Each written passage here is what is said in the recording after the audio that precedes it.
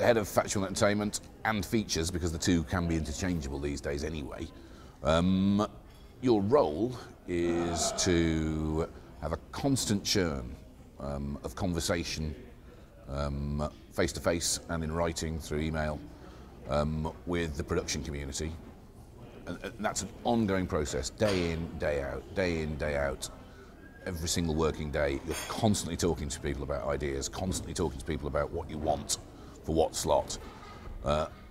Because the only way to get to the stuff that gets commissioned is to keep this constant dialogue going with as many people as humanly possible.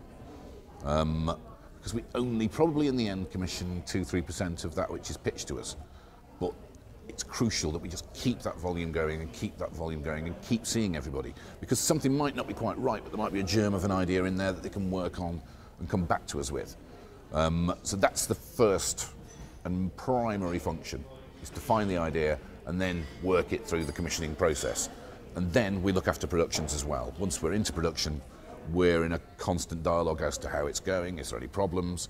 And by and large, we'll leave the production company alone. Before they go into production, that's where the big conversations happen about what we're going to do with the show.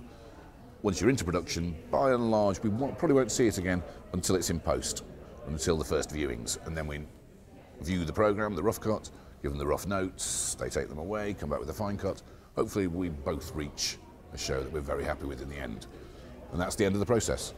Endless pitching, commission, production, edit, delivery, transmission. And it's just an endless round for both ourselves and the production companies. If the idea is strong, you're interested. If it's not strong, you're not interested. If it feels new, you're interested. If you haven't seen it before, you're interested. If you're getting access to a world you haven't seen before, you're interested. If you've got access to a big name that will immediately be recognised on the channel and bring people to the channel, you're interested. If you've got a new piece of talent that you've never seen before, but are who are entirely credible in their area and feel like a TV natural, you're interested. So really, you're not looking for a split between its factual content or its entertainment content. You're actually looking just, will people come to this? Is it new? Is the talent new? Is the talent big enough? But no, there's no 60% of this, 40% of this equals a hit. It's on the ideas and talent's own merit. You know if you got it wrong, and it's cheap and gimmicky. You know when you got it right, and it's clever. It needs to feel like it's part of the story. It'll stick out like a sore thumb. If you're manipulating the action in a really blatant and eggy way, everyone will notice, and it shouldn't happen. And I think it very rarely does.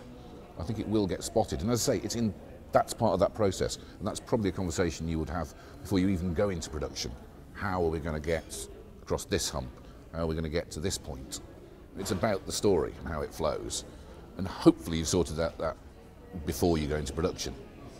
And then if something has gone wrong, hopefully you can sort it out in the edit.